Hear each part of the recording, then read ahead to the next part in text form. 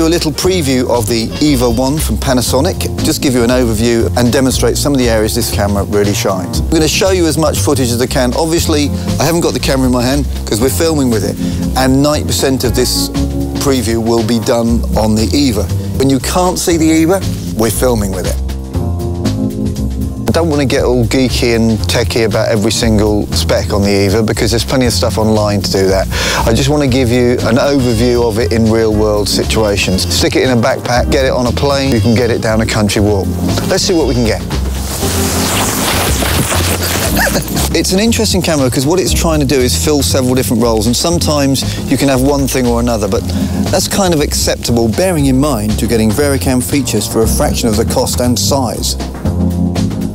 You can't shoot slow-mo in 4K, although you can at 2K. At 2K, you get up to a possible 120 frames per second.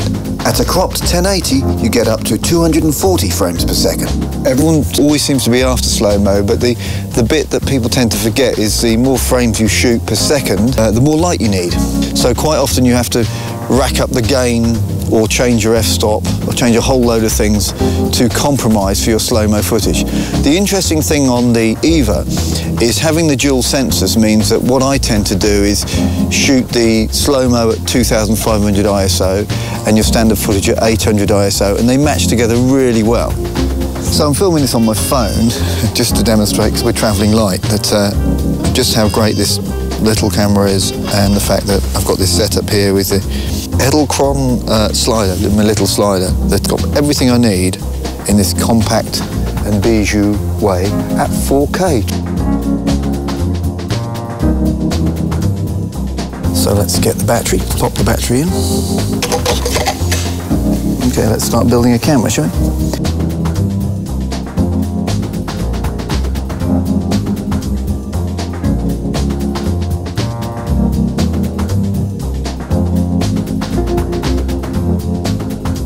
On here. The great thing about the EF mount is there's so many different lens options. I'm going to put a little cinema lens on now, just for a second, just to show you. There you go. So that's basically the unit fully assembled. There's loads of different ways you can do it. You can use just the lump on its own. You can mount the viewer down here without this handle, if you don't need this handle. Do like the handle though, it's nicely weighted. And it also means if I'm in my road record jazz mode, I can pop two of these on here. Do like the fact that this camera has got proper XLRs on the back. Okay, so that's a little bit extreme, but makes for a great little interview camera that's still chunky and in your hand like that, which is great. And then with the image stabilizing, as I say, there's a button for everything. Pop that on and you've got a handheld run and gun camera. Another interesting thing about the EVA is it has built-in microphones, although obviously that's not of the quality you would get with a shotgun, lavalier or onboard on a mixing desk. But it is a good safety net and also gives you the ability to have audio that can be used to sync multi-cameras. A lot of people poo-poo this sort of thing, and as soon as you see it on a camera they think it's not a professional camera. But the reality is, and I'll give you a really good example, it's always good to have a backup. I was given the task of syncing 6 cameras from the Royal Philharmonic Orchestra with no audio on any of the cameras. No one had thought to plug a feed in or a microphone. Although that sound would never end up on the final mix, I ended up syncing to the baton of a conductor. Never a good thing. Really chuffed with my cup of tea. Oh, really got a good one there.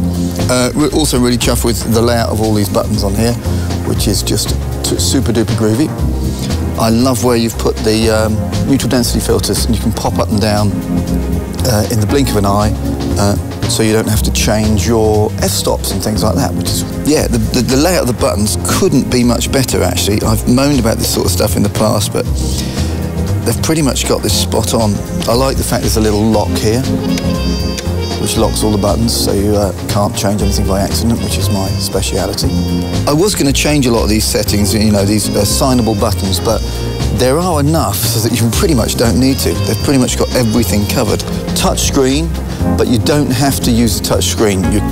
Everything on the touch screen is doubled up on the menu buttons down here. So with a menu and an exit button, and a scroll wheel, you can get around everything without going anywhere near the touchscreen, which is kind of groovy. Also groovy if you're using a bigger monitor, because the controls on here do double up onto the bigger monitor, so you get to see them on there and then use this little wheel whilst you're staring at your big chubby monitor. Thumbnails for quickly popping to see what you've shot and deciding to do it again because you didn't shoot what you thought you shot. What is nice to see on this, which isn't on some of the bigger Varicams, excuse me while I try out this fantastic cup of tea again, as well as the XLR points, there is on-body controls, gain controls for the microphones, and manual and auto level controls on them. Love the different ways you can set this up. It's really flexible. Pop this off here. And then you've got an even more compact camera. Sometimes, for me, making a camera really small if I'm going somewhere where I've got to be subtle is quite important. So I was going to do an interview in a little pub in the middle of nowhere, and I want this to be as small as possible. And again, this is the great thing about this being EF mounts. Take my little, because there's so many lenses available. This is an old 80s Olympus lens. In the field, I'm tiny and I'm ready to go. All the controls are still here. I've not lost any controls not having that handle on, which is great. So look at that. For me, it's all about size, and just being able to do that is just top banana. Look at that for engineering. It only works if you whistle, by the way. I know several people have sent them back because if they didn't know about the whistling and couldn't make it work. This slider actually slides twice as long as its distance. It's crazy German engineering. It's fantastic.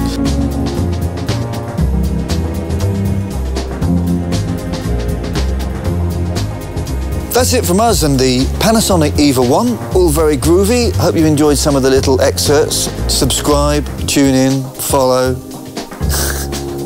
stalk.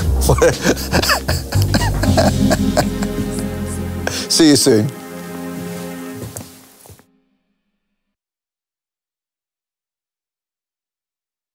Ah, we're being followed. Quick, run away.